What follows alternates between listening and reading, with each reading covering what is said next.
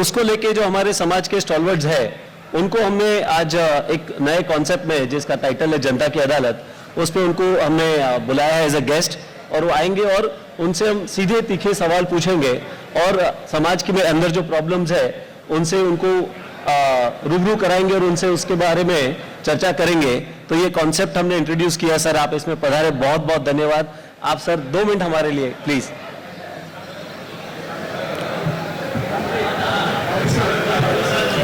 तेरापंथ जैन समाज द्वारा आयोजित आज के इस जनता की अदालत में मैं आप सबका यहां पर स्वागत करता हूं और मैं तेरापंथ जैन समाज के सभी पदाधिकारियों का अभिनंदन करता हूं। देश के प्रधानमंत्री नरेंद्र मोदी जी जिस रफ्तार से देश को आगे बढ़ाने का काम कर रहे हैं, देशवासियों को आगे बढ़ाने का काम कर रहे हैं, लेकिन आपका समाज देश के प्रधानमंत्री जो कर रहे हैं उसका अनुकरण करते हुए हमने अपने समाज को कैसे आगे ले जाना है उसके लिए प्रयास कर रहे हो। इसलिए निश्चित ये अभिनंदनीय कार्य आप कर रहे हो। और इस प्रकार से समाज के लोग जब साथ में आते हैं, एक दूसरे को देखते हैं, एक दूसरे की समस्याओं को समझने का प्रयास करते हैं, देश में और दुनिया में जो गतिविधियां चल रही है उसमें जैन समाज कहां पर खड़ा है, इसका जब एक लेखा जोखा होता है तो निश्चित जैन समाज के लोगों को गर्व की अनुभूति होती होगी कि हमारा समाज भले छोटा संख्या से है लेकिन समाज का सोच और समाज का कार्य बहुत बड़ा है। इसलिए मुझे जब मीडिया ने भी पूछा कि आप जैन समाज को क्या संदेश देना चाहेंगे, तो मैंने कहा कि मैं जैन समाज को कोई संदेश नहीं दूंगा, लेकिन जो नॉन जैन समाज के लोग हैं उनके कार्यक्रम में जाऊंगा तो उनको निश्चित ये कहूंगा कि हम सब लोगों ने जैन समाज को उनके कार्य को देखकर उसका अनुकरण करते हुए समाज में हम लोगों ने आने वाले दिनों में काम करने की आवश्यकता है, ये भावना मैं व्यक्त करता हूं। फिर एक बार आपके इस कुशल कार्य के लिए शुभेच्छा देता हूं, शुभकामनाएं देता हूं। बहुत बहुत धन्यवाद। भारत माता की जय। ओम राम। Thank you. शेट्टी साहब का हमारे पे हमेशा आशीर्वाद रहता है और हमारे फैमिली मेंबर के जैसे ही है। बहुत बहुत धन्यवाद। सुनीता मैडम। नमो अरहन्ताणं ओम ह्रीं नमो सिद्धाणं ओम ह्रीं नमो आयर्याणं ओम ह्रीं नमो ओवज्जायाणं ओम ह्रीं नमो लोहे सवसाहोणं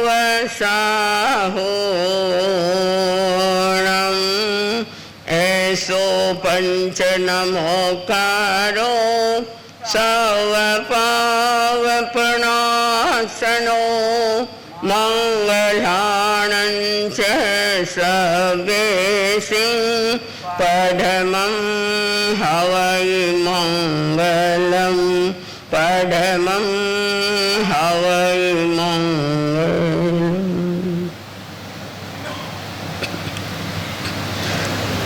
अध्यात्म जगत के उज्जवल नक्षत्र परमाराध्य आचार्य प्रवर के पावन चरण कमलों में शत शत नमन। नीचे विराजित वंदनीय शासन श्री साथी श्री जी के चरणों में वंदन। हमारे मुंबई महानगर के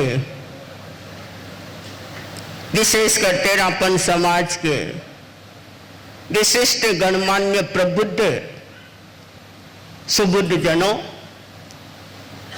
आज यहाँ एक कार्यक्रम में आप लोग उपस्थित हुए हैं और जो कि अपने टीपीएफ द्वारा आयोजित है। यह कार्यक्रम जनता की अदालत के नाम से मैं देख रही हूं कि टीपीएफ में बहुत अच्छे प्रबुद्ध व्यक्ति है। मतलब कोई सीए है, कोई एमबीए है, कोई एलएलबी है और भी अनेक प्रकार की डिग्रियां हैं, डॉक्टर्स भी है काफी। तो बहुत अच्छे प्रबुद्ध और सुलझे हुए विचारों के व्यक्ति हैं। और ये खुद आगे बढ़ते हैं और दूसरों को भी आगे बढ़ने की प्रेरणा देते हैं। ये एक बहुत अच्छा क्रम है कि खुद भी आगे बढ़े और दूसरों को भी आगे बढ़ाएं। आप लोगों ने एक लक्ष्य बनाया कि हमको आगे बढ़ना है और दूसरों को भी साथ में लेकर के चलना है, और ये लक्ष्य जो है ये महत्वपूर्ण होता है। बिना लक्ष्य के आप चलते जाओगे तो कहीं भी नहीं पहुंच पाओगे। आपको यहाँ से अगर नंदनवन जाना है तो आपके दिमाग में पहले ये सेट होता है कि मुझे नंदनवन जाना है, तो आप वही दिशा पकड़ करके आप नंदनवन पहुंच जाओगे। और इसीलिए कहा जाता है कि बिना अंक की जोड़ व्यर्थ है, बिना अंक की जोड़ व्यर्थ है, बिना लक्ष्य की दौड़ व्यर्थ है। बिना लक्ष्य के दौड़ते जाओ तो कहीं भी नहीं पहुंच पाते हो। तो आप लोग एक बहुत अच्छा उपक्रम, अनेक प्रकार की गतिविधियां आप चला रहे हो और सामाजिक दृष्टि से, आध्यात्मिक दृष्टि से भी बहुत अच्छा टीपीएफ काम कर रही है। और वर्तमान में इसके हमारे यहाँ के अध्यक्ष राजजी सिंह भी यहाँ है और शायद अपने राष्ट्रीय अध्यक्ष पंकज जी ओस्तवाल भी यहाँ उपस्थित है। तो मैं कहना चाहूंगी कि देखिए, एक होती है शरीर की खुराक, दूसरी होती है आत्मा की खुराक और तीसरी होती है मस्तिष्क की खुराक। 3 चीजें हैं। और शरीर जो है उसकी खुराक क्या है? भोजन। भोजन शरीर की खुराक है और भजन आत्मा की खुराक है और ज्ञान मस्तिष्क की खुराक है। ये 3 चीजें बहुत महत्वपूर्ण है। तीनों ही खुराक चाहिए, भोजन बिना काम नहीं चलता है। भोजन के साथ साथ भजन भी जरूरी है और उसके साथ साथ आध्यात्मिक ज्ञान भी बढ़ाना बहुत जरूरी है। तो मैं आप सबसे कहना चाहूंगी, टीपीएफ वालों से विशेष रूप से, कि आप जब भी आपकी मीटिंग करते हो, कोई संगोष्ठी करते हो, तो उस समय आप एक ऐसा उपक्रम चलाएं कि गोष्ठी से पहले सर्वप्रथम 15 मिनट या आधा घंटा किसी भी साहित्य का सामूहिक वाचन करेंगे।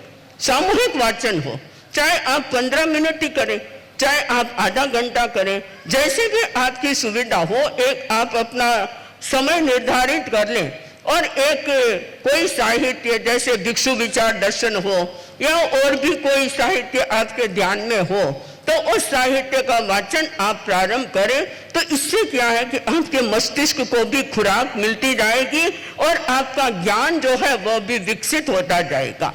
तो अपने मन में अगर हौसला होता है और एक कुछ करने की लगन होती है तो सब काम आसानी से हो जाते हैं। और इसीलिए कहते हैं कि अगर जिंदगी है तो ख्वाब है, अगर जिंदगी है तो ख्वाब है, ख्वाब है तो मंजिलें हैं, मंजिलें हैं तो राहें हैं, राहें हैं तो मुश्किलें हैं, मुश्किलें हैं तो हौसले हैं, हौसले हैं तो विश्वास है और विश्वास है तो जीत निश्चित है। तो आपको हर क्षेत्र में आपको जीत प्राप्त करनी है, विजय प्राप्त करनी है, तो आपके हौसला अच्छा होना चाहिए, आपका दृढ़ विश्वास होना चाहिए, सेल्फ कॉन्फिडेंस होना चाहिए। तो अपने आप आपको हर कार्य में सिद्धि मिल सकती है। तो आज का जो प्रोग्राम है उसके विषय में मैं कहना चाहूंगी कि देखिए, यह तो एक ऐसा ही कार्यक्रम है और इसमें विशेष रूप से कोई भी व्यक्ति किसी पर आरोप प्रत्यारोप नहीं लगाता, आरोप प्रत्यारोप नहीं होता है। इसमें एक जिज्ञासा होती है, जिज्ञासा करने का अवसर दिया जाता है और आपको उसका आंसर भी उपलब्ध होता है। लेकिन इसमें पूर्ण शांति बहुत जरूरी है और अपने हृदय में किसी के प्रति भी कोई उच्चा बच्चे के भाव नहीं होने चाहिए, बल्कि यह होना चाहिए कि अपने को एक जिज्ञासा रखनी है। जनता के सामने जैसे जिज्ञासाएं रखी जाती है वैसे ही यह जिज्ञासा का प्रोग्राम है। और अच्छा है कि कभी कभी खुला मंच भी मिलता है किसी को बोलने के लिए। जैसे खुले आकाश में पक्षी रहते हैं, कितने आमोद और प्रमोद के साथ विचरण करते हैं, घूमते हैं, और उसी प्रकार यह भी एक खुला मंच है। इस मंच के माध्यम से आपको कुछ जिज्ञासा करने का अवसर दिया जाता है। तो मैं सोचती हूँ कि यह आपका शायद पहला कार्यक्रम आयोजित हो रहा है जनता की अदालत का। ऐसे हमने तो पहले भी देखा है, पहले तो बैठते भी थे, आजकल तो गुरुदेव की मनाही है, तो ऐसे कार्यक्रम में हम लोग नहीं बैठते हैं। लेकिन आज से 40 साल पहले जब हमने चेन्नई चातुर्मास किया था, तब भी आपकी अदालत यह प्रोग्राम हमने देखा भी था। तो एक दृष्टि से देखा जाए तो अपने मन के विचारों की एक प्रस्तुति है यह कार्यक्रम। तो अस्तु, यह कार्यक्रम आपका बहुत शांतिपूर्ण रहे, बहुत अच्छे वातावरण से और जय जय महाश्रमण के नारों के साथ परिसंपन्न हो। और इसी मंगल भावना के साथ मैं अपनी बात को संपन्न करती हूँ। और जनता की अदालत के दूसरे एपिसोड में हमारे गेस्ट हैं श्रीमान विनोद जी कछारा। तो मैं अनुरोध करूंगा हमारे गेस्ट विनोद जी कछारा, प्लीज आप कटघरे में आए। जनता की अदालत के हमारे दूसरे मेहमान हैं श्री विनोद जी वल्द तख्तमल जी कछारा। आप राजस्थान के राजसमंद जिले के आमेट ग्राम निवासी एवं मुंबई तथा दुबई प्रवासी हैं। विनोद जी पढ़ाई बीच में ही छोड़कर मुंबई आ गए और सन 1971 में मेटल व्यवसाय से अपनी शुरुआत की। सन 1976 में बर्तन भंडार और 1986 में आभूषण का कारोबार शुरू किया। वर्तमान में आपका टीक गुड़ एवं दालों का दुबई, तंजानिया और अन्य कई देशों में निर्यात का कारोबार है। धर्म संघ में आपने युवक परिषद घाटकोपर के अध्यक्ष, मुंबई सभा के अध्यक्ष पद पर 2 कार्यकाल के अलावा महासभा जैन विश्व भर्ती के ट्रस्टी के दायित्व का सफलतापूर्वक निर्वहन कर चुके हैं।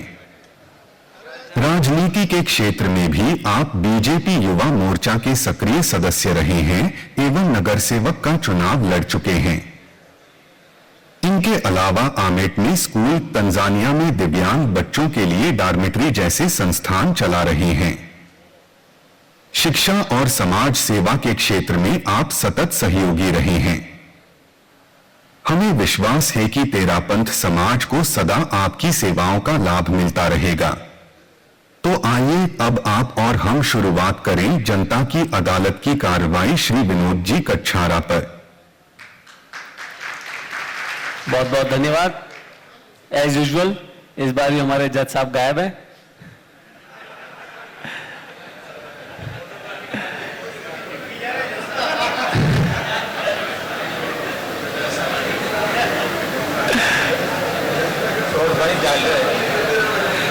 मैंने देखा पिछले एपिसोड में कि सवाल जो थे वो बहुत लंबे आ रहे हैं। मैं कहता हूं कि अगर आप कम सही शब्दों का चयन करो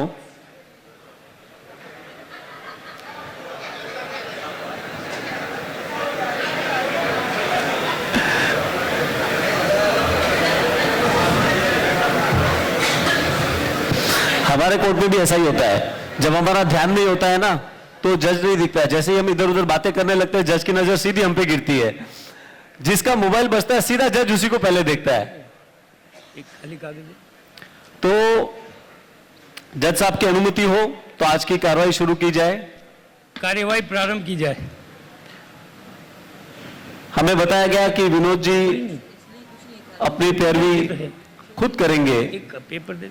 और जनता का आप पे पहला आरोप है कि आप समाज में बहुत एक्टिव हैं, पिछले कई वर्षों से अपनी सेवाएं दे रहे हैं, लेकिन आप भी अपने परिवार में से किसी को यहां समाज में जोड़ नहीं रहे।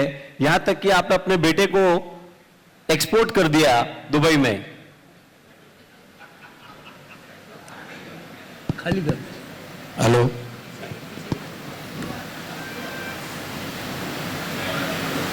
भाई राज जी का जो मुझ पर आक्षेप है कि समाज से जुड़ा हुआ हूं, लेकिन ये बात मेरे गले कम उतरती है, उसका मैं खंडन करता हूं। क्योंकि जिस व्यक्ति ने 40 साल अपना समाज में लगाया और समाज को ही मैं अपना परिवार मानता हूं और समाज के जितने लोग हैं, जितने कार्यकर्ता हैं, मैं फक्र से इस बात को कह सकता हूं कि मैंने 4 साल का कार्यकाल और 3 साल का भाई सुनील जी का कार्यकाल, हम दोनों ने 7 साल तक समाज के जितने कार्यकर्ताओं को जोड़े, शायद एक पूरे मुंबई का वो इतिहास है।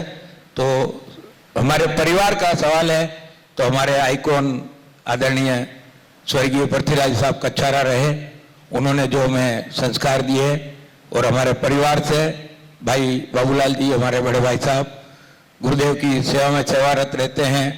बहन कुम्मत हमेशा महिला मंडल और अखिल भारतीय महिला मंडल में काम कर रही है और काफी समय से सभी परिवार के सदस्य जुड़े हुए हैं। सभी लोग तो समाज से नहीं जुड़ सकते, कुछ लोग बिजनेस करते हैं और हम लोग हमारी सेवा समाज को देते हैं। धन्यवाद। जनता का आप पे आरोप है कि आप 2 साल तक तो स्वयं सभा के अध्यक्ष रहे और उसके बाद भी आपने हमेशा यही कोशिश की कि कंट्रोल जो है पूरा आपके हाथ में रहे, संस्था की मतलब समाज की बागडोर हमेशा आपकी पूछ रहे, कंट्रोल रखने की कोशिश आप हमेशा करते रहे। मैं 4 वर्ष तक सभा का अध्यक्ष रहा। पूरी हिस्ट्री पर जाऊंगा तो काफी लंबा समय लग जाएगा, तो जो सवाल आपने किया है उसी का जवाब मैं दे रहा हूं। 4 साल मैंने कार्य किया और उसके बाद भाई सुनील जी को 3 वर्ष का कार्यकाल मिला। हम दोनों ने 7 वर्ष तक काम किया।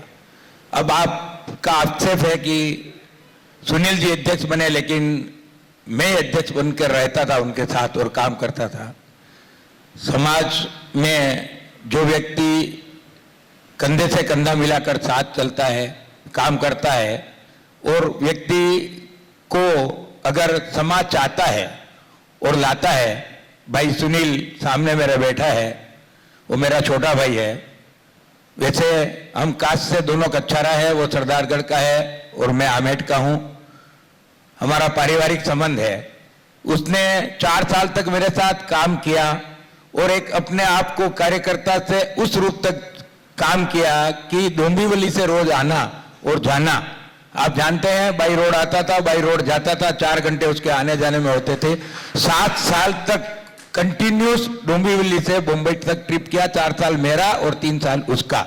अब उसमें एबिलिटी थी और समाज ने चाहा और समाज ने उसको लाया और काम किया और उसने पद पर आया तो मैंने उसके साथ कंधे से कंधे मिलाकर काम किया। उसने मुझे रेस्पेक्टली ये कहा कि भाई साहब ये कुर्सी आपकी है, और ये मैं फक्र के साथ कहता हूं कि मैं इस जन्म में नहीं अगले जन्म में भी मुझे ऐसा भाई मिले जो इतनी इज्जत देता है। कभी अध्यक्ष की कुर्सी पर वो नहीं बैठे, उनकी बहुत बड़ी तारीफ रही, वो कभी अध्यक्ष की कुर्सी पर नहीं बैठे, लेकिन एक बात मैं कहता हूं, जो काम वो करते थे उनको मैं सराहता था, उनको आशीर्वाद देता था और पुशअप करके उनको समाज की सेवा में आगे हमेशा जोड़ता रहता था। मैंने कभी डिक्टेटरशिप नहीं की।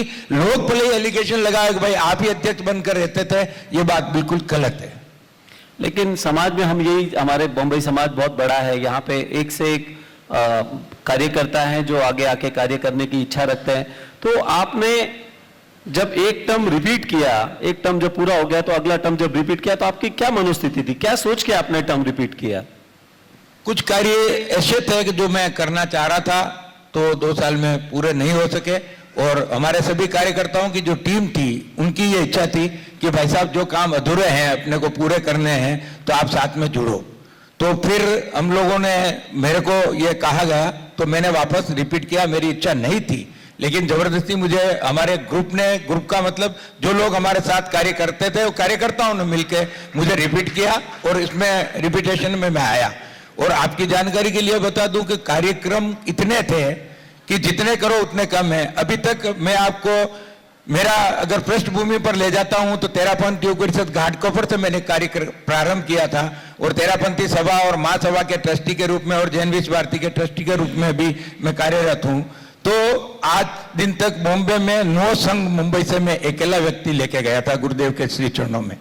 गुरुदेव मुंबई पधारो यात्रा जो हमने की थी जसोल में, जिस पर गुरुदेव ने फरमाया था कि आज के बाद आपको मुंबई वालों को चातुर्मास के लिए आने की जरूरत नहीं है, एक ईमेल ही काफी है, आपको उसका जवाब मिल जाएगा। और महती कृपा कर गुरुदेव ने 2023 का चातुर्मास मुंबई में फरमाया, तो ये मैं फक्र से कह सकता हूं कि गुरुदेव के मुंबई प्रवास के लिए भी हमारी टीम ने, मतलब पूरे समाज के साथ मैं भी जुड़ा, और मुंबई में चातुर्मास गुरुदेव ने फरमाया, इसके लिए मैं भी कहीं न कहीं निमित्त हूं।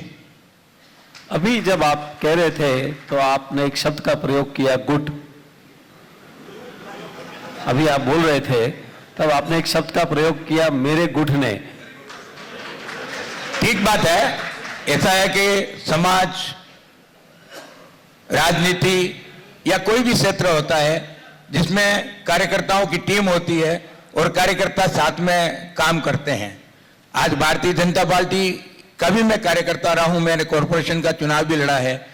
गुटबाजी का मतलब यह नहीं है कि कोई समाज में तोड़फोड़ करना, गुटबाजी का मतलब होता है एक दूसरे को एक्सेप्ट करना और दूसरे के साथ में जोड़कर चलना। मनभेद है, मतभेद है, लेकिन मनभेद नहीं है। सवाल यह है कि वो लोग मुझे चाहते हैं और मेरे साथ रहते हैं, और लोगों को यह महसूस होता है कि ये तो गुटबाजी कर रहे हैं, हमारा कोई उद्देश्य गुटबाजी का नहीं है। और आज दिन तक हमारे साथ जो कार्यकर्ता काम करते थे, आज भी वो काम करते हैं, आज भी उतनी इज्जत देते हैं, उनके दुख सुख का साथी हूं, और कोई गुटबाजी मैं करता नहीं हूं। लोग आक्षेप लगाते हैं कि मैं गुटबाजी करता हूं, लोग चाहते हैं मुझे साथ रखते हैं, आगे लाते हैं, और उनके साथ जाता हूं और रेस्पेक्ट देते हैं, और उनके दुख दर्द को मैं बांटता हूं, तो वो लोग मुझे सपोर्ट करते हैं। मेरा कोई ऐसा उद्देश्य नहीं है कि समाज में गुट करके समाज को तोड़ने का, या समाज की किसी भी कोई भी चीज को मैं बिगाड़ूं, ऐसी मेरी कोई मंशा कभी जिंदगी में नहीं रही, और न आगे जब तक मरते दम तक या ये इच्छा कभी रहेगी नहीं। जब तक मेरे में सांस है, जब तक मेरे में ब्लड है, ब्लड की एक एक बूंद है, जब तक मैं समाज के साथ हूं और समाज के साथ रहूंगा। तो आप ये कहना चाहते हैं कि आप टीम बना के चलते हैं और टीम बनाकर ही काम कर, क्योंकि बड़ा काम करना होता है तो टीम बना के काम करना पड़ता है। जैसा आपको मालूम है, अभी भाई हमारे अग्रज आदरणीय मदन लाल जी साहब तातेड़ के ऊपर बड़ी जिम्मेदारी है। 2023 का चातुर्मास की व्यवस्था समिति के अध्यक्ष वो हैं। तो क्या यह संभव है मुंबई में कि एक व्यक्ति कोई काम कर सके? जिस व्यक्ति को काम करना है तो उसकी टीम बनानी पड़ती है, टीम वर्क ही काम करता है। आज गुरुदेव के पास भी अगर एक व्यक्ति जाता है तो उसका इंप्रेशन नहीं पड़ता है, उसके साथ 25 सपोर्टर, 25 अच्छे लोग, दिखते हुए लोग, मुंबई के अच्छे कार्यकर्ता अगर जाते हैं गुरुदेव के पास और उनसे कोई भी बात रखते हैं मुंबई के बारे में, तो उसका जो इंप्रेशन पड़ता है, और गुरुदेव के साथ में जो जाने वाले लोग हैं वो बोलते हैं, और गुरुदेव एक एक को सुनते हैं, समझते हैं, और फिर कोई जिम्मेदारी पर लाते हैं। तो ये चीज का असर तो ग्रुप के, मेरा क्या है कि मैं पॉलिटिशियन भी हूं और राजनीतिक भी हूं और अपने सामाजिक कार्यकर्ता भी हूं, तो मेरी कोई भाषा थोड़ी कड़क है, लोग उसको अलग ढंग से ले लेते हैं, वो बात अलग है। बाकी मेरे मन एकदम क्लियर है, मैं समाज के साथ हूं, समाज का ही व्यक्ति हूं, और कोई गुटबाजी या किसी तरह का कोई भी काम मैं कभी नहीं करता हूं। 1992 में एक आदमी था जो बंबई में था, दुबई शिफ्ट हो गया, दुबई से बंबई कंट्रोल करता है। तो आप भी उसी तर्ज पे कभी दुबई शिफ्ट हो जाते हो, फिर दुबई से बंबई कंट्रोल करते हो? ऐसा है कि मेरा बिजनेस पहले लोकल लेवल में था, मुंबई में हम लोग बिजनेस करते थे। जब बच्चे पढ़ गए, एजुकेटेड हो गए और बाहर चले गए, तो उन्होंने बिजनेस अपना बाहर कर लिया। आज की तारीख में मेरा लोकल कोई बिजनेस नहीं है, मेरा टोटली बिजनेस अफ्रीका से है, और मेरा लड़का दुबई में ऑफिस है और वो वहाँ अपना काम करता है, और मैं भी जाता हूँ। आपकी जानकारी के लिए बता दूं कि मैं 1955, ये जो समझो मैं आज के 13 साल पहले अपने मन से मैंने बिजनेस से रिटायरमेंट ले लिया, और जितना भी समाज में मैं समय दे सकूं उतना समय मैं देने की कोशिश करता हूं। और मेरा लड़का पूरी तरह से बिजनेस में फिट है और वो अपने आप में परिपक्व है, और मुझे उसको कभी कोई गाइड करने की जरूरत नहीं पड़ती है। उससे मुझे जो आवश्यकता है उससे ज्यादा वो पूर्ति उसकी कर देता है, इस बात का मुझे फक्र है। और ऐसी कोई बात मेरे मन में नहीं है कि उसको मैं दुबई भेज दूं।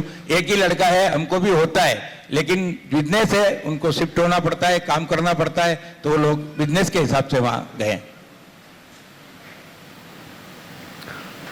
समाज का ऐसा मानना है कि जब भी कोई ओपनिंग होती है दुकानों की, इसकी, तो समाज आपको ससम्मान बुलाता है और मतलब जनता से मुझे पता चला है कि आप 150 से अधिक दुकानों की उद्घाटन कर चुके हो।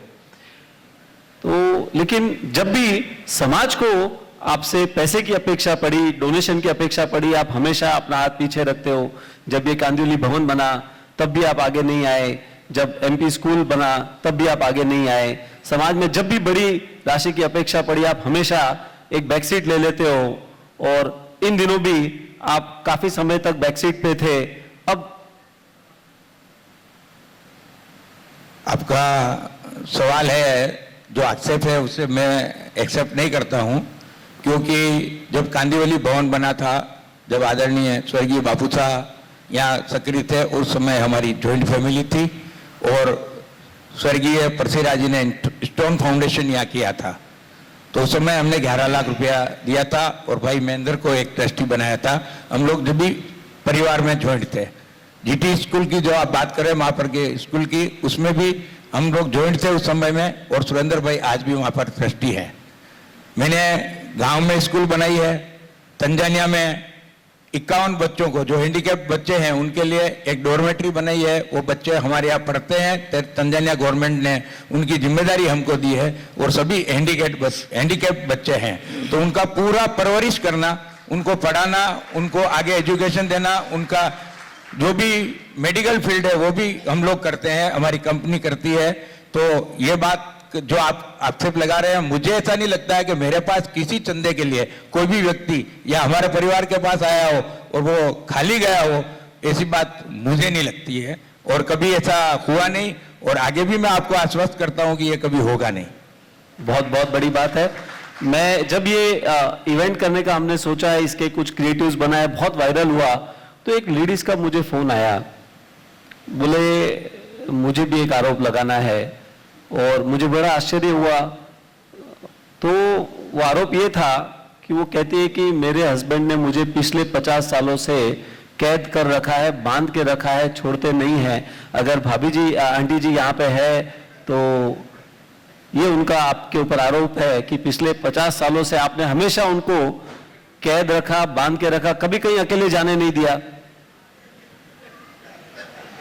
ऐसा है ये राज भाई, ये फोन तो आपको नहीं आया, आपने कहीं से इंफॉर्मेशन निकाली है, और मेरी शादी को इतना कंट्रोल रखते हो कि फोन करने की भी अनुमति नहीं है। करीब करीब 48.5 साल होने को आ रहे हैं। तो जब हमने फेरे लिए थे, जब पंडित जी जो कथा सुनाते हैं उसमें कहा था 7 जन्म तक साथ देंगे, तो मैंने तो अभी तक 1 जन्म तक ही साथ दे रहा हूं मैं, और 48 ईयर में ईश्वर की कृपा से, गुरुदेव के आशीर्वाद से हमको ऐसा कोई मौका नहीं मिला कि उसको कहीं अकेले जाना पड़े। हम दोनों साथ ही जाते हैं और साथ ही आते हैं। हम दोनों की एक दूसरे की अंडरस्टैंडिंग है, और आज दिन तक उसके पर्स में उसका आइडेंटिटी कार्ड भी नहीं रहता है। आधार कार्ड भी मैं रखता हूं, वो नहीं रखती, वो कोई टेंशन नहीं लेती है, और हमारी अंडरस्टैंडिंग बहुत अच्छी है। कोई भी बांध के रखने की कोई बात नहीं, वो स्वतंत्र है, सब जगह वो जाती आती है। लेकिन जब भी बाहर जाने का कोई मौका होता है तो हम दोनों साथ ही जाते हैं। जो भी इनविटेशन आता है वो भी हमको हर फैमिली के साथ आता है। समाज में कभी अकेला जाना पड़े, गुरुदेव के कभी जाना पड़े, तो वो मेरी अलग बात है, वो कभी अकेली नहीं जाती है, मैं साथ ही रहता हूं। और मुझे कहीं जाना पड़ता है तो उसकी अनुमति है। कोई हमारी इतनी अंडरस्टैंडिंग है, कोई तकलीफ हमें कभी नहीं हुई। ये आइडिया भी आपको दुबई से ही आया कि पासपोर्ट जब्त कर लो, आधार कार्ड जब्त कर लो, कोई ट्रेवल कैसे करेगा? हमने जब्त नहीं किया है, वो रखती नहीं है, उसको जरूरत ही नहीं पड़ती, वो रखती नहीं है। पासपोर्ट ही मेरे पास रहता है, मेरे बैग में ही रहता है। आधार कार्ड भी इंडिया जाते हैं तो मेरे पास ही रहता है, वो अपने पास कुछ रखती नहीं है। और यहाँ तक ये है कि इमिग्रेशन भी मैं ही करवाता हूँ दोनों का साथ में, उसको तकलीफ देता ही नहीं हूँ कभी। मतलब विनोद जी, ये पहले हस्बैंड है, इनको सैल्यूट करो भाई, जो वाइफ को कंट्रोल कर रहे हैं।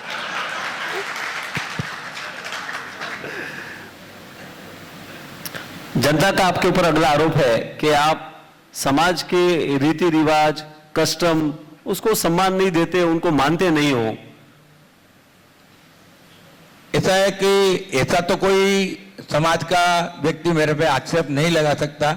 आप तक ये अगर आया है तो उदाहरण के लिए, हाँ बोलिए। मायरा, आप अपने परिवार में मायरा एक अलग अंदाज में करने लग गए। पगड़ी दस्तूर का भी आपने एक बार जब आपने मायरे के लिए कहा तो इस बात को मैं क्लियर करना चाहता हूं कि हम पूरा परिवार गुरुदेव तुलसी के श्री चरणों में लाडनू में थे और सुबह करीब 4:30-5 बजे हम लोग गुरुदेव की सेवा में गए थे। सब बच्चे भी मेरे साथ में थे।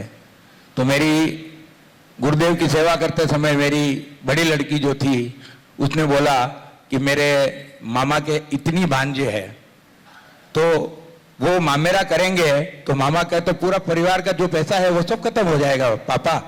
तो आप लोग ये कैसे करते हो, अपने में ये रिवाज कैसे आया? उसको कुछ मायरा वायरा का कुछ अनुभव नहीं था, बहुत छोटी थी वो, लेकिन उसने गुरुदेव तुलसी के सामने ये बात रखी तो गुरुदेव ने एकदम उस बात को कहा, ये बच्ची क्या कह रही है? तो मैंने कहा गुरुदेव ये इस तरह से बोल रही है तो कुछ कर, नया करना चाहिए तुझे, तू नहीं करेगा तो कौन करेगा? गुरुदेव का मेरे ऊपर बहुत आशीर्वाद था, आचार्य श्री तुलसी का। तो उन्होंने कहा तू कुछ नया कर। तो मैं बोला क्या करूं गुरुदेव नया? एक काम करता हूं, मैं खड़ा होकर हाथ जोड़कर मैंने गुरुदेव से कहा कि मेरे तीनों बच्चों के शादी में मैं मामेरे में 1 रुपए से ज्यादा नहीं लूंगा और मेरी मिसेज के लिए जो चुंदड़ का रिवाज है, जो हमारे में चुंदड़ ओढ़ाते हैं, वो चुंदड़ लूंगा, इसके सिवाय नहीं। और मैंने ये उदाहरण मतलब मैंने सौगंध किए और उसको पाला। इनके मेरी मिसेज के भाई भी संपत्ति यहाँ बैठे हैं, उनको भी मालूम है इस बात के, वो भी साक्षी हैं कि मैंने 1 रुपया कलदार के सिवा तीनों मामेरे में कुछ नहीं लिया और ये मुझे फक्र है। और आपको एक जानकारी और दे दूं कि मेरी मिसेज के आजीवन त्याग है, अपने पियर से भी वो 1 रुपया कभी नहीं लेती है, किसी भी जगह से 1 रुपया भी लेने का उसके त्याग है। तीसरा सवाल था आपका पगड़ी दस्तूर का। पगड़ी दस्तूर क्या है कि एक पुरानी परंपरा अपने यहाँ पर चली आ रही है।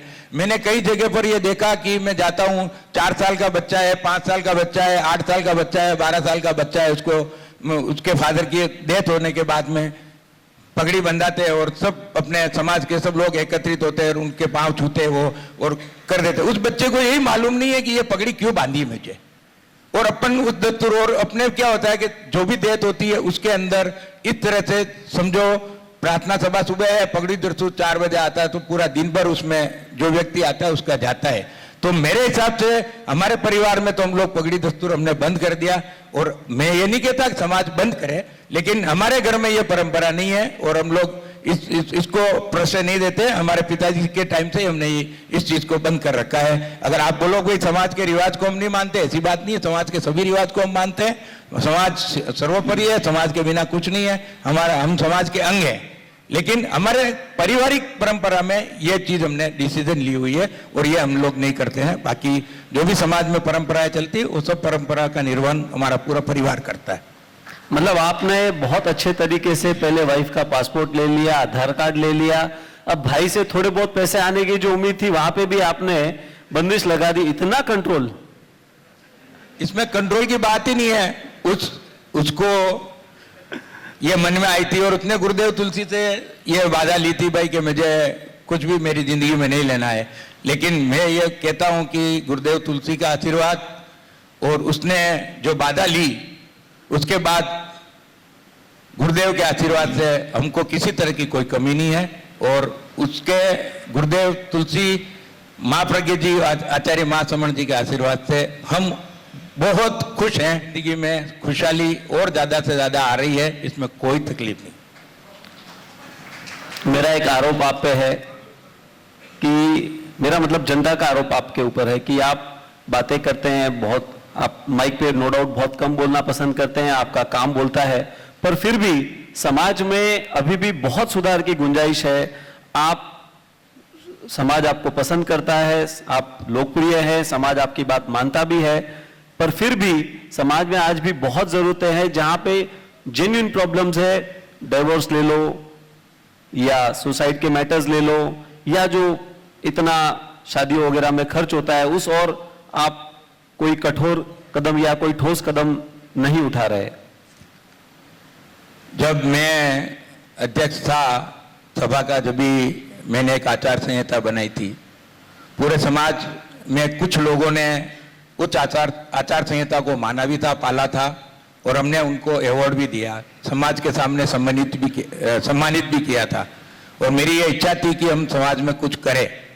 उसमें द्रव्यों की लिमिट थी, शादी में क्या करना है, सगाई में क्या करना है, मृत्यु में क्या करना है, सब तरह का पूरा 56 या 58 पॉइंट, सब मैं तो भूल गया, मुझे याद नहीं है। ऑफिस में अभी भी आचार संहिता पड़ी होगी वो जो बनाई थी। तो मैंने ये भी कहा था कि मुंबई में प्रार्थना सभा होती है, कोई 11 बजे रखता है, कोई 1 बजे रखता है, कोई 3 बजे रखता है, तो आदमी को पूरा दिन उसमें चला जाता है। आज आप सोचो कि कलकत्ता जैसा शहर है, इतना बड़ा शहर है, अपने 6,500 परिवार है, वहां पे भी 7,000 परिवार है, लेकिन वहां पे तेरापन समाज में अगर 1 देत, 2 देत, 3 देत, 4 देत और 5 देत भी होती है तो एक ही जगह प्रार्थना 9:30 से 11 बजे तक रहती है और समाज उसमें पानी की व्यवस्था करता है। खाने का कोई भी प्रोग्राम, चाय तक भी वहां पर नहीं रखी जाती है। हमारे में आज भी कोई डेथ होती है तो शादी के रिसेप्शन से ज्यादा मनवार होती है साहब। कल पगड़ी दस्तूर है या कल दोहरे का कार्यक्रम है या प्रार्थना सभा है, आपको पधारना है और पूरे परिवार को खाना वहीं जीवना है। तो मुझे ये चीज बहुत खराब लगती है। मैं चाहता हूं कि समाज में इस तरह से सुधार आए। मेरे स्वर्गीय पिताजी 13 साल के थे जब उन्होंने मृत्यु भोज में जाने का और मृत्यु भोज करने की सौगंध ली थी और इस बात पर नाराज होकर मेरे नाना जी 4 साल तक मेरे यहाँ नहीं आए थे, क्योंकि मेरी दादाजी की डेथ हुई थी जब मेरे पिताजी ने मृत्यु भोज नहीं किया था।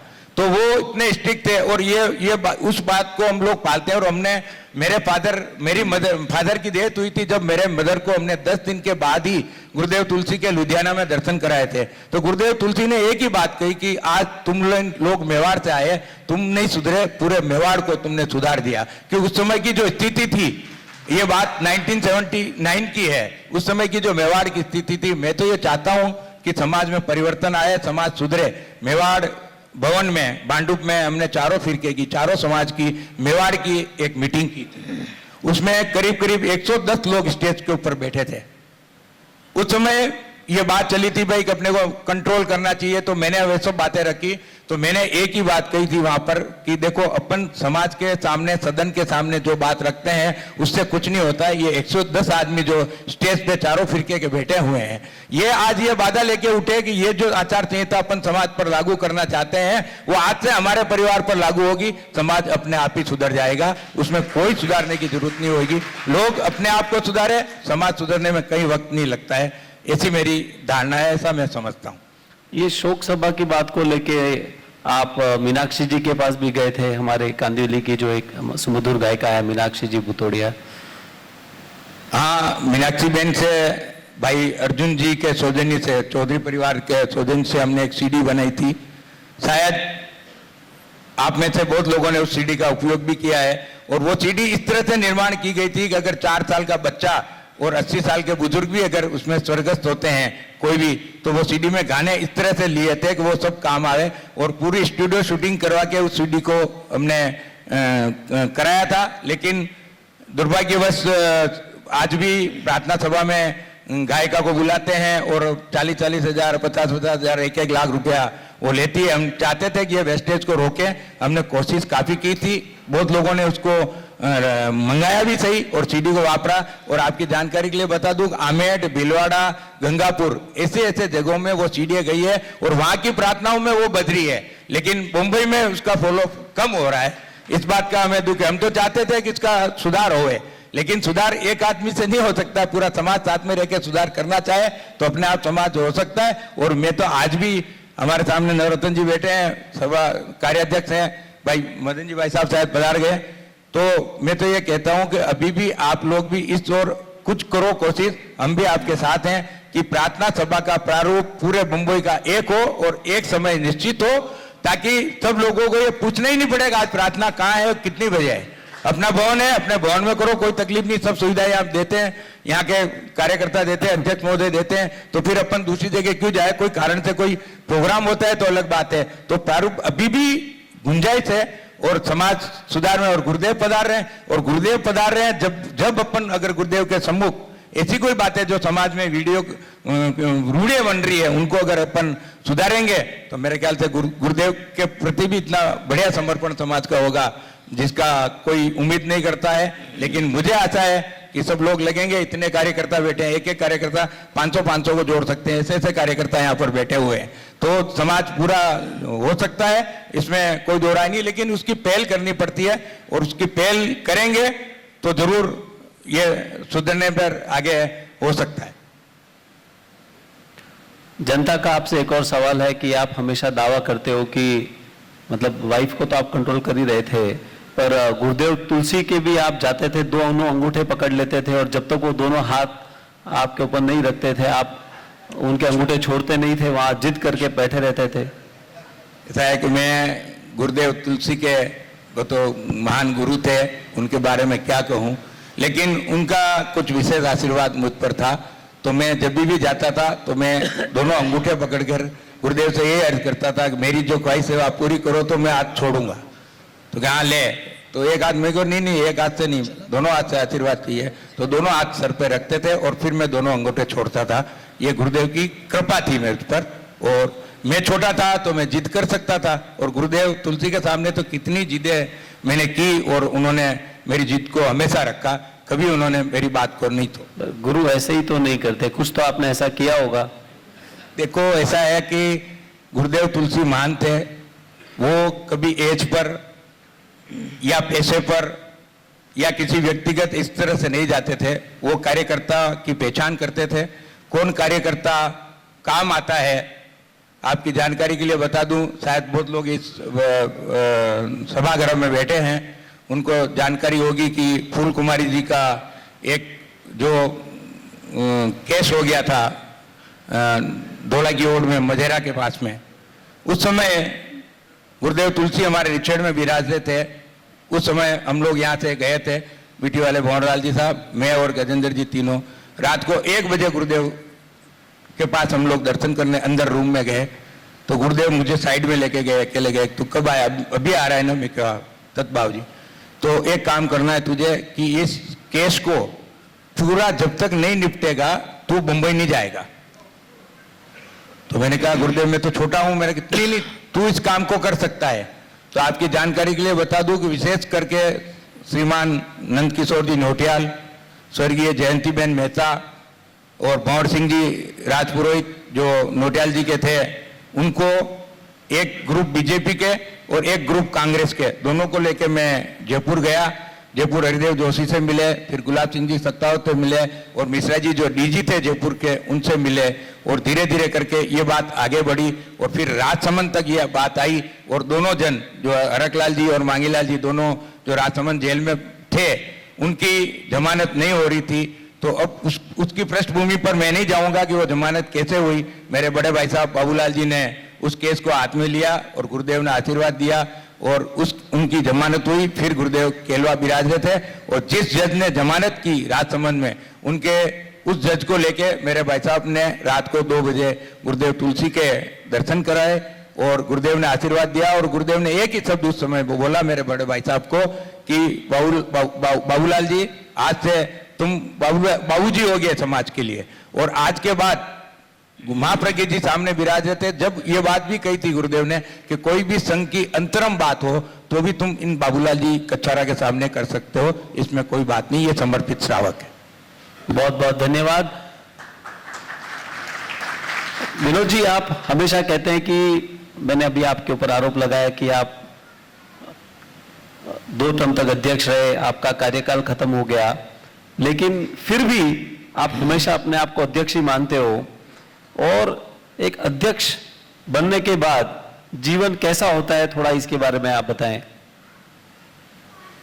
नहीं, ये आक्षेप तो आपका गलत है कि मैं अपने आप को अभी तक अध्यक्ष मानता हूं।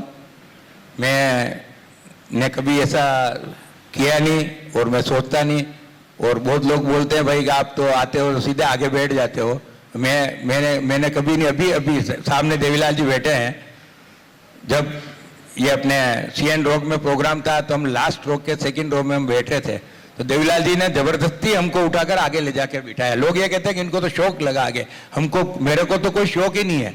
मैं कभी आगे बैठने के लिए, हमको तो जो सीट खाली मिलती है उसमें बैठ जाते हैं। जो कार्यकर्ता खिलाता है, जो कार्यकर्ता गले लगाता है, उसको गले लगा लेते हैं और बात कर लेते हैं। समाज में ऐसा कुछ नहीं कि मैं अपने आप को अभी तक अध्यक्ष मानता हूं, ऐसा मेरा मानना ही नहीं। मैं तो एक समाज का एक छोटा कार्यकर्ता हूं और मेरे लिए समाज का कोई भी कार्य मुझे कभी भी जिंदगी भर तक मिलेगा, मैं करता रहूंगा और करता रहा हूं और करता रहूंगा। क्योंकि मैं वैसे बिजनेस से रिटायर हूं, मैंने 15 साल से बिजनेस छोड़ रखा है। तो समाज का कोई भी व्यक्ति, रात को भी मेरे को अगर कोई फोन आता है कि भाई आप ये काम करना है तो मैं कर दूंगा। आपकी सदन की जानकारी के लिए बता दूं कि कोविड के टाइम पे हीरानंदानी हॉस्पिटल में मैंने 43 पेशेंट को रात को 2-2 बजे 1-1 बजे तक इमरजेंसी में मेरी भतीजी को बोल के एडमिट करवाया। लोग रोते हुए मुझे, उस समय मैं दुबई में था, 2 बार मैं दुबई में था, रात को 2-2 बजे रोते हुए लोगों ने फोन किया कि भाई साहब ये एकदम मर जाएगा, इतना सीरियस है, आप कुछ भी करो। तो ये गुरुदेव का आशीर्वाद है और मेरी उस भतीजी का पूरा सहयोग रहा तो मैं समाज के कुछ लोगों के काम आ सका। और आज आगे भी आशा रखता हूं कि इसी तरह का कोई भी काम हो तो मैं समाज के लिए हर समय तैयार हूं। भाई मदन जी को, आज समाज के इतने लोग हैं और आपने कहा है, कुछ विषय से हटकर बात कर रहा हूं कि मदन जी भाई साहब जब अध्यक्ष बन के हम लोग दोनों बैठे थे तो मैंने भाई साहब को एक सजेशन दिया था कि तेरापन समाज में 6500 परिवार मुंबई में प्रवासरत हैं, तो मैं चाहता हूं कि आप अध्यक्ष बने गुरुदेव के चातुर्मास के बाद एक ऐसा कार्य करें आप कि बोल तू क्या चाहता है। भाई साहब ने मुझे ऐसा बोला तो मैंने ये बोला कि शिक्षा से कोई परिवार वंचित न रहे, चिकित्सा से कोई परिवार वंचित न रहे, मतलब एजुकेशन से, पोस्ट ग्रेजुएशन या किसी तरह से, और मेडिक्लेम जो परिवार नहीं करा सकता है उसका हम लोग इस चातुर्मास के बाद में जो पैसा बचे, जो भी का समाज सदन जो इसके निर्णय करेगा। मैंने भाई साहब को ये सजेशन दिया था और मैं आज भी चाहता हूं कि समाज में कम से कम मुंबई तो स्वावलंबी बने कि कोई भी परिवार खाने से मतलब उसको तकलीफ है तो उसका पूरा निराकरण करे अपन लोग, चिकित्सा के लिए और जो भी कार्य एजुकेशन के लिए अपने को करना है वो जरूर करना चाहिए, ऐसी मेरी इच्छा है। और इस काम के लिए जो भी काम मुझे सौंपेंगे मैं लेने को तैयार हूं। और दूसरा, कोई भी कार्य बायोडाटा के हिसाब से लेता हूं। आपको सदन को ये जानकारी दे दूं कि मैं दिन में कम से कम 8 से 10 लोग मेरे पास फोन करते हैं कि उसके लड़का है, उसके लड़की है, ये इसका संबंध करना है। तो मैं ऑफिस बेरर से कुंडली खुद दोनों की मिलाता हूं और उसके बाद सजेशन देता हूं कि भाई ये तुम्हारे कुंडली भी मिल गई है और तुम इस पर आगे बढ़ो और काम करो। ये मेरा शौक है और मैंने 100-150 संबंध आज से करवाए हैं। और भाई साहब ने जैसा कहा कि भाई अभी डिवोर्स की ओर ये सब बातें चल रही है तो हम लोग उस ओर भी प्रयास रहते हैं कि हम लोग चाहते हैं कि समाज में इस तरह का नहीं हो, लेकिन आजकल की समस्या इस तरह की हो गई है कि दोनों तरफ से इतना खिंचाव हो जाता है कि उसको अगर नहीं छोड़े तो नहीं चलता है। तो ऐसी भी स्थिति होती है, सब लोग बोलते हैं समाज को जोड़ना ही चाहिए, लेकिन ऐसी स्थिति आती है तो हमने दोनों का फैसला भी ढंग से करवाया और ऐसे ऐसे फैसले कराए जो इतिहास में लिखे जाएंगे, ऐसी मेरा मानना है। और मैं चाहता हूं कि भगवान ना करे कि अपने समाज में ऐसा कोई भी डिवोर्स का कोई मामला आए, लेकिन आए तो आप उसको शालीनता से, प्रेम से सलटाएं। और सबसे पहला बात ये कहता हूं कि डिवोर्स के कारण आने के यही है कि यह कुछ महिलाएं बेटी है, जब भी शादी होती है लड़की की, ससुराल जाती है तो आप उसका 6 महीने तक अपना फोन बंद कर दो। सास हमेशा सलाह देती रहती बेटी को, तूने क्या किया, तेरी सास ने तेरे को क्या बोला, तूने क्या खाया नहीं किया, आधा वातावरण उससे ही खराब होता है। अगर उसको ठीक कर लेंगे अपन तो मुझे ऐसा विश्वास है कि कम से कम 10-20% डिवोर्स तो कम हो जाएंगे समाज में। बहुत अच्छा सुझाव, क्योंकि ये जनता की अदालत है। आइए कुछ सवाल जनता से लेते हैं। जो भी सवाल पूछेंगे मेरा उनसे रिक्वेस्ट है कि अपनी बात 2 या 3, मैक्सिमम 2 या 3 सेंटेंस में पूरी रखें।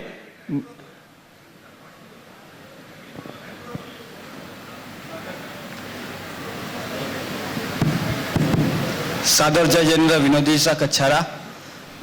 क्योंकि आपने शिक्षा के संदर्भ में बोला है तो मेरा सवाल आपसे ये है और पूरे समाज से है। जैसा कि हम देख रहे हैं कि हर एक समाज चाहता है कि उनके समाज के बच्चे IAS और IPS ऑफिसर बने और इस संदर्भ में वो पूरे समाज को मार्गदर्शन कर रहे हैं। लेकिन इस सब में हमारा समाज कहाँ खड़ा है, हमारा आगे क्या प्लान है और क्या हम खाली ये भवन ही बनाते रहेंगे कि हम हमारे बच्चों के लिए भी कुछ ऐसा कुछ करेंगे? भाई भरत ने सवाल किया है, ये भी प्रोफेशन से एडवोकेट है, प्रोफेशनल कोरम के ऑल इंडिया के प्रेसिडेंट हमारे बीच में विराजमान है, आज की अध्यक्षता कर रहे हैं प्रोग्राम की। और प्रोफेशनल कोरम इस ओर अग्रसित है कि एजुकेशन के मामले में ये जो भी व्यक्ति पढ़ना चाहता है उसको ये हेल्प करते हैं, पोस्ट ग्रेजुएशन के लिए भी हेल्प करते हैं। और अगर समझो किसी व्यक्ति को पर्सनल कोई हेल्प नहीं मिलती है और वो फॉरेन जाना चाहता है, किसी तरह की कोई प्रॉब्लम है या कोई लोन वोन की प्रॉब्लम है, किसी से लोन दिलाना, बहुत बार क्या होता है कि फॉरेन में पढ़ने वाले बच्चों को 50-50 लाख रुपया फीस होती है। आपके पास ऑन अकाउंट का तो पैसा होता है, लेकिन ऑफ अकाउंट का पैसा होता है, ऑन अकाउंट में पैसा नहीं होता है। तो बहुत सी ऐसी ट्रस्ट है जो उनके लिए ट्रस्ट से डोनेट करती है, उनको आप पैसा दे दो और वो चेक दे देती है। तो आपको इस तरह का कभी भी कोई चेक की या इस तरह की एजुकेशन की कोई भी आवश्यकता है जो बाहर जा रहा है, जिनको करना चाहते हैं, इंडिया में तो पढ़ने वाले को हमारे पंकज जी कर ही रहे हैं, वो प्रोफेशनल कोरम मदद करती है। और इस तरह से कोई भी, क्यों बहुत लोगों को अनभिज्ञ है, अभी तक मालूम ही नहीं है कि प्रोफेशनल कोरम क्या कर रही है। आप खुद प्रोफेशनल में हैं तो आपको भी ये जानकारी होनी चाहिए कि तेरापन समाज इस ओर अग्रसित है और प्रोफेशनल बच्चों को पढ़ने के लिए पूरा मदद करता है। दूसरा, आईपीएस और आईएएस के लिए आपने बोला, वो हमारे समाज में अभी तक ये व्यवस्था नहीं, लेकिन जीटो और जियो में इसकी पूरी व्यवस्था है। और इस तरह से कोई आईएएस या किसी तरह से कोई एडमिशन लेना चाहे, और शायद प्रोफेशनल कोरम में भी होगी, मुझे जानकारी नहीं इस चीज की, सॉरी। तो और दूसरा, नवपदम सागर जी महाराज साहब से भी मेरा अच्छा संपर्क है। कभी किसी को इस तरह की कोई भी जरूरत पड़े तो आप मेरी मदद ले सकते हैं, आप मुझे जरूर कहिए। और वैसे अध्यक्ष महोदय बाद में बोलेंगे इस ओर, क्यों ये सवाल सदन से आया है तो उसका प्रॉपर जवाब जो है वो प्रोफेशनल कोरम के अध्यक्ष पंकज जी देंगे। धन्यवाद। मैं खाली जानकारी के लिए बता दूं कि हमारा दिल्ली में आईएएस, आईएएस और आईएएस आरएस ऑफिस का ट्रेनिंग सेंटर, स्पेसिफिक सेंटर है, वहां पे कोचिंग होती है एएनकेसी के नाम से। सुनील जी, मैं सदन से गुजारिश करूंगा कि सवाल और प्रश्न सिर्फ आरोप तय करने के लिए हो, ये मैं सदन से गुजारिश करता हूं। एग्जैक्टली जैसा परमिशन है आपकी, परमिशन। यह वैसे तो सभी को पता है कि विनोद जी भाई साहब एक दबंग अध्यक्ष के रूप में जाने जाते हैं, पर तेरापन समाज मुंबई के कुछ प्रश्न मेरे पास आए आपको पूछने के लिए, और मैं चाहता हूं उसके सीधे गोलमाल नहीं और नो कमेंट्स नहीं कीजिए, प्लीज रिक्वेस्ट है। सबसे पहला प्रश्न है कि अहिंसा आर्ट गैलरी को एक साधारण से व्यक्ति ने डेवलप करने का विचार प्रस्तुत किया, उससे उस दिशा में आगे बढ़ा, और ऐसा तेरापन समाज की जनता का मानना है कि एक साधारण व्यक्ति को ऊपर नहीं आने देना है। और उस वक्त आपके पास भी ये मैटर आया था तो आपने इस पर विशेष ध्यान नहीं दिया। झोला छाप आदमी जैसा समाज बोलते हैं, उस ऐसे साधारण से व्यक्ति को हीरो नहीं बन जाए, इसके लिए आपने उसमें विशेष रुचि नहीं दिखाई। पहला प्रश्न है। दूसरा प्रश्न साथ में पूछ लेता हूं, बाद में जवाब आ जाएगा। दूसरा प्रश्न है कि आपने अहिंसा आर्ट गैलरी में मोल भाव किया और सस्ते में लेने की कोशिश की, जो संभव नहीं था। उनके कर्जे, उन्होंने इतना कर्जा लिया हुआ था कि वो चीज संभव नहीं थी, जबकि हमारे पास की दुकान अगर हमें महंगी मिलती है तो भी हम उसको लेते हैं। मुंबई से लेके सूरत तक ये एक ऐसा स्थल था जो महावीर धाम, नाकोड़ा धाम हमारे समाज का प्रतिनिधित्व कर रहा था। अहिंसा आर्ट गैलरी, उसको लेने में आपने रुचि कम दिखाई, ये आपके ऊपर दूसरा आरोप है तेरापन समाज मुंबई का। तो आपने हमेशा, आपका जो आप बोल रहे हैं कि ग्रुप में मैं नहीं मानता हूं, ये मतभेद, और जैसा भाई साहब ने बोला मतभेद हो सकता है, मनभेद हो सकता है, मतभेद नहीं था। तो आपने हमेशा वर्चस्व वाले लोगों को ही प्राथमिकता दी। अगर आपने थोड़ा सा भी, जिस रूप में आपकी छवि है दबंग नेता के रूप में, मैं खुद आपको फॉलो करता हूं सबकी जानकारी के लिए, तो जैसा आप जरूरतमंद लोगों की मदद के लिए आगे बढ़ते हैं, वैक्सीन का काम किया आपने, इंजेक्शन का काम किया, हमने भी मुंबई सभा के बैनर तले ये सारे कार्य किए थे। तो कहीं ना कहीं हम अपने आप को आपके रूप में स्थापित करने की कोशिश कर रहे हैं। परंतु अहिंसा आर्ट गैलरी में की जो अहिंसा आर्ट गैलरी जो आज को समाज का समर्थन नहीं मिला, उसमें आपकी भूमिका स्पष्ट कीजिए आप। भाई सुनील जी का सवाल है कि अहिंसा आर्ट गैलरी, जब मैं अध्यक्ष था, जब राजमल साहब मेरे पास आए थे तो कुछ बातें हमारी हुई थी। उस समय मैंने सजेशन दिया था भाई समाज के कुछ व्यक्ति को इकट्ठा करके इस बात करें। तो केंद्र में वो जाके आए थे, केंद्र से भी उनको कोई प्रतिसाद नहीं मिला, और मुंबई में भी इस ओर कोई प्रतिसाद नहीं मिला। और विशेष करके जो भाई सुनील जी कह रहे हैं, मेरा कोई विशेष रोल अहिंसा आर्ट गैलरी के बारे में नहीं रहा। राजमल जी को। और वैसे आपकी जानकारी के लिए बता तो हमने तो हमारे परिवार से 7 लाख रुपए के एक ट्रस्टी बने हुए हैं। मेरे भाई साहब सुरेंद्र जी ने, जब हम लोग जॉइंट फैमिली में थे, जब ही 7 लाख रुपया जो अहिंसा आर्ट गैलरी की शुरुआत हुई थी उस समय दिया था।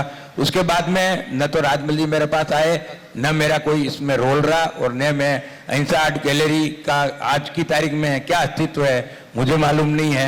और मैंने इस और कुछ भी काम मैंने अहिंसा आर्ट गैलरी के बारे में नहीं किया। दूसरा आरोप आपका यह है कि आप दमंग कार्यकर्ता और छोटे आदमी को कार्यकर्ता को नहीं जोड़ते हो। आपकी जानकारी के लिए बता दूं कि मेरे और सुनील जी की टीम के अंदर करीब 550 कार्यकारिणी सदस्य और कार्यकर्ता थे। उसकी लिस्ट को आप उठा के देख लो कि समाज के सब तबके के लोग उसमें है या नहीं। ये आपको गलतफहमी है और हमारा ऐसा कोई उद्देश्य नहीं। आज भी छोटा से छोटा व्यक्ति, समाज का लास्ट पंक्ति का व्यक्ति भी अगर मुझे कोई बात कहता है या उसको कुछ काम है तो मैं आधी रात को उसके लिए तैयार हूं। जो मुझसे बन सकता है वो मैं करने को तैयार हूं। ऐसा कोई भी बात मेरे मन में कभी नहीं है और न मैं ऐसा करता हूं। बाकी अहिंसा आर्ट गैलरी के बारे में मुझे ज्यादा जानकारी नहीं है और मेरे समय में जो बात आई थी वो मैंने आपको स्पष्ट कर दी।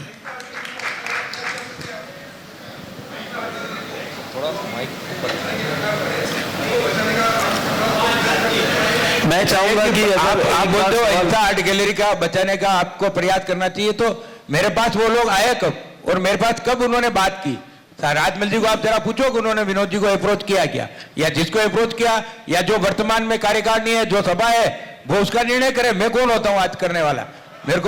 मैंने तो सभा का काम करते हुए छोड़े हुए इतने वर्ष हो गए। आज जो सभा अध्यक्ष है और जो सभा चल रही है, तेरापंथी सभा के अंतर्गत ही सब काम होते हैं, तो वो काम तेरापंथी सभा का दायित्व है, वो पूरा करे। मेरा दायित्व है, कोई भी उनको जरूरत है मुझे बुलाएंगे, बाकी दायित्व बनता है तेरापंथी सभा मुंबई का। बहुत बहुत धन्यवाद। मेरा अनुरोध है कि जनता अपना सवाल पूछे, ना कि विश्लेषण में जाए। सीधा सवाल पूछे, एक लाइन में सवाल पूछा जा सकता है, मुद्दे सबकी जानकारी में है। आप मुझे भी देख रहे होंगे, मैं सिर्फ छोटे शब्दों में, कम से कम शब्दों में अपना सवाल पूछता हूं। गेस्ट को भी पता है कि किस संदर्भ में सवाल पूछा जा रहा है और जनता को भी अच्छी तरह पता है कि किस संदर्भ में सवाल पूछा जा रहा है। सो संदर्भ और विश्लेषण में ना जाए, केवल सीधा सीधा सवाल, प्लीज। मैं आपसे यह पूछना चाहता हूं विनोद जी भाई साहब कि जब भी कोई प्रबुद्ध श्रावक चुप हो जाता है तो समाज गलत दिशा में जाता है, तो आप चुप क्यों हो गए? आप बेक क्यों हो गए? क्योंकि आप में वो दबंगता है और आप वो कर सकते हैं, फिर भी आप पीछे की ओर अपने आप को ले जा रहे हैं। तो इससे हो सकता है कि हमारे समाज प्रभावित हो रहा है। आज जैसा गुरुदेव पधार रहे हैं और करोड़ों रुपयों का खर्चा हो रहा है, क्या आपके दिमाग में ऐसी एक कोई परिकल्पना नहीं आई कि हम ये जो पैसा लग रहा है करोड़ों रुपया, उसका सदुपयोग कर सके और ये पैसा आगे हमारे भविष्य में हमारी संतानों के लिए काम आ सके? गुरुदेव का तो एक विजन था कि सिर्फ जो बने हुए भवन हैं उनमें ही वो विराजेंगे। तो क्या हमें ऐसी जगह नहीं मिल सकती थी कि हम उसमें गुरुदेव को विराज सके और बाकी जो जगह है, जैसा आज करोड़ों रुपए का खर्चा हो रहा है, वो हम अगर समाज की जगह ले लेते तो आने वाले भविष्य में हमारे काम आती है। आप बेक में क्यों जा रहे हैं? इतना काम करने वाला आदमी इतना पीछे कैसे जा सकता है? क्योंकि समाज को आपने दिशा दी है तो आपको जवाब भी देना पड़ेगा कि आप पीछे क्यों गए। ऐसा है कि हमारे में धर्म संघ में गुरु सर्वोपरि होते हैं और गुरुदेव ने दिशा निर्देश दिए। आदरणीय मदन लाल जी तातेड़ को यह दायित्व सौंपा और मदन जी भाई साहब ने काफी कोशिश की भाई के चेंबूर की जगह का हो है, जो आकृति बिल्डर्स की थी। भाई राज सिंघवी भी उसके साक्षी हैं।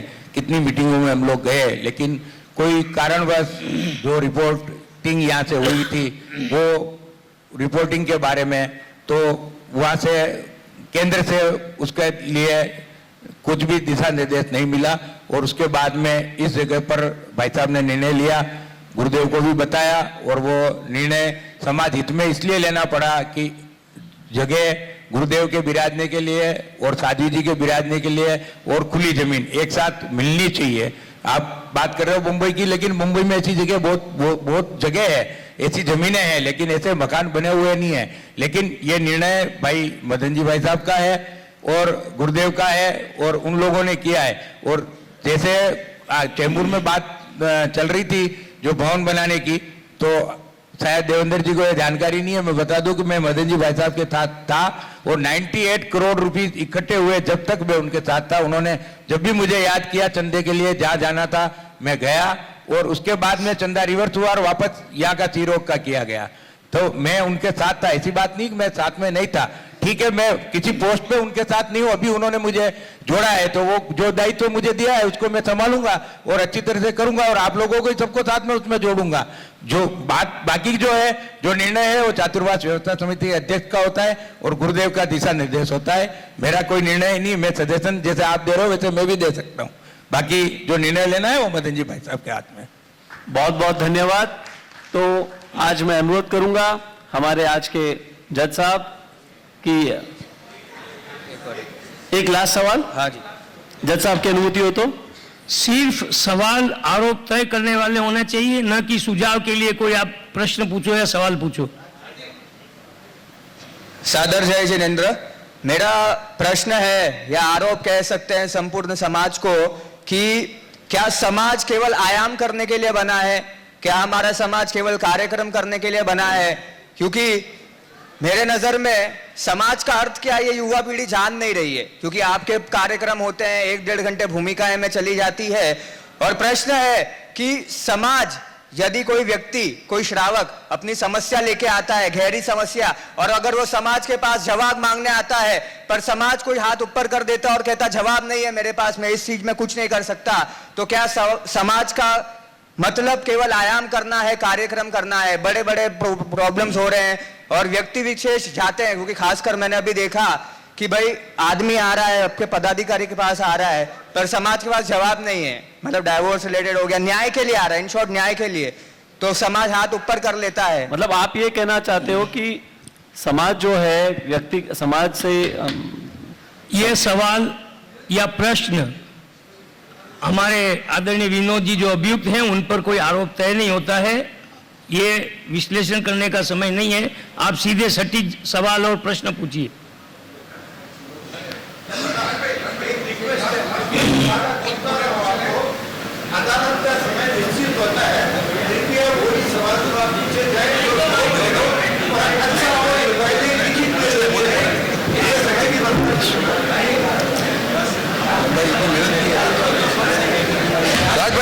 अभी सदन से गुजारिश है, लास्ट क्वेश्चन सिर्फ एक लाइन में पूछूंगा।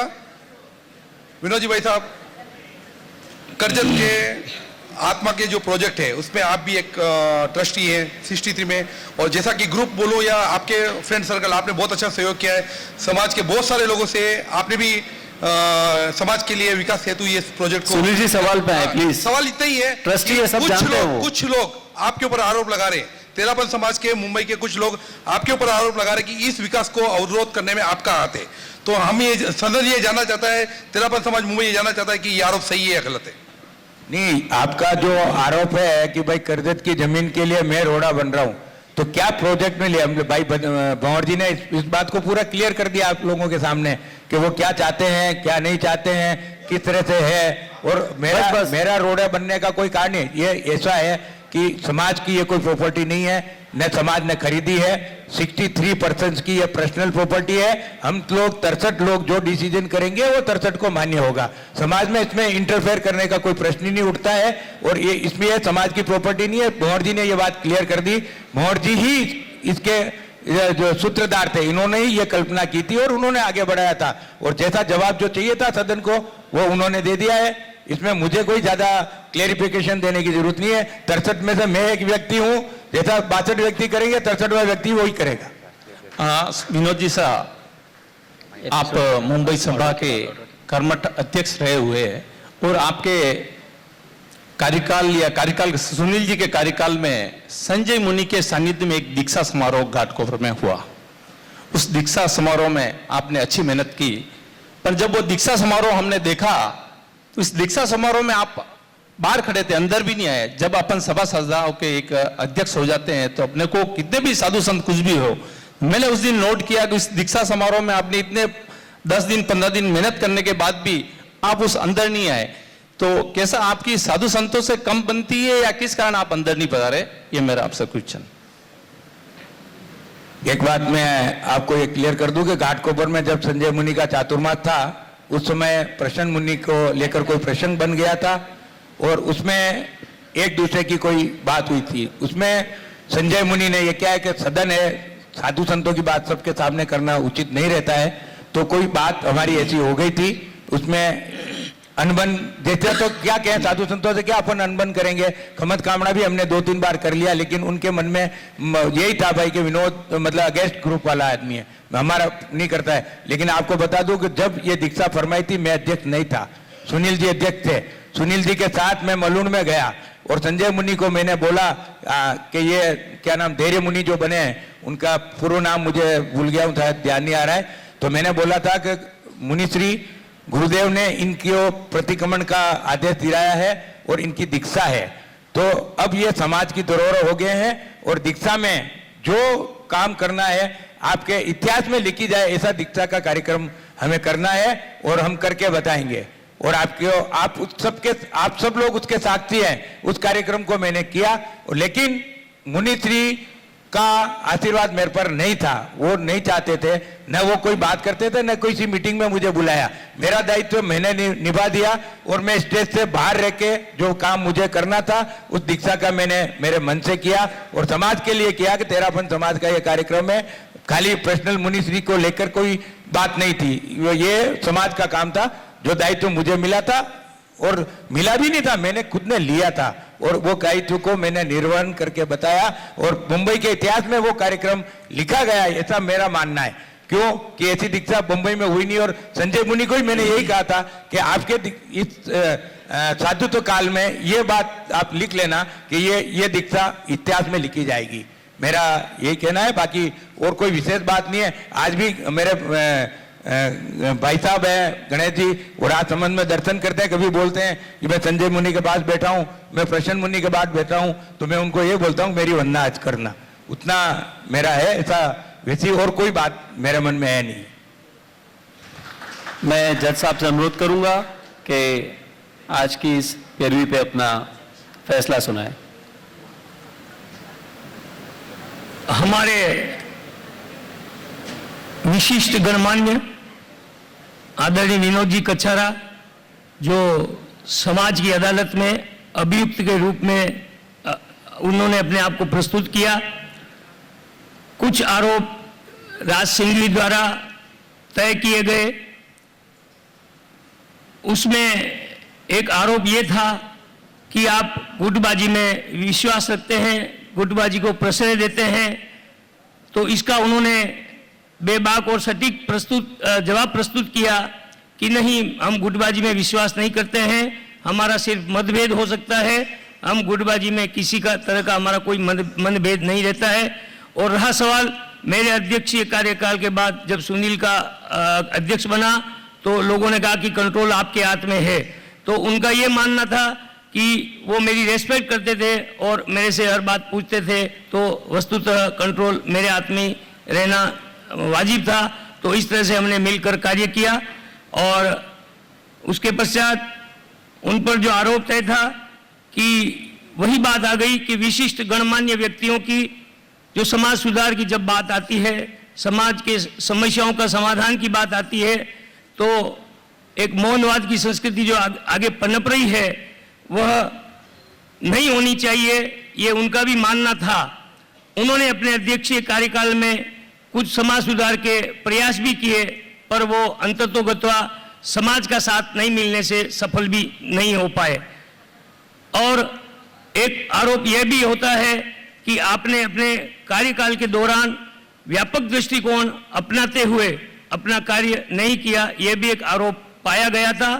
पर जिस तरीके से उन्होंने अपनी स्पष्टवादी दृष्टिकोण से जो प्रत्युत्तर दिया, अदालत उन्हें, जनता की अदालत में उन्हें बाइज्जत बरी किया जाता है। ओम।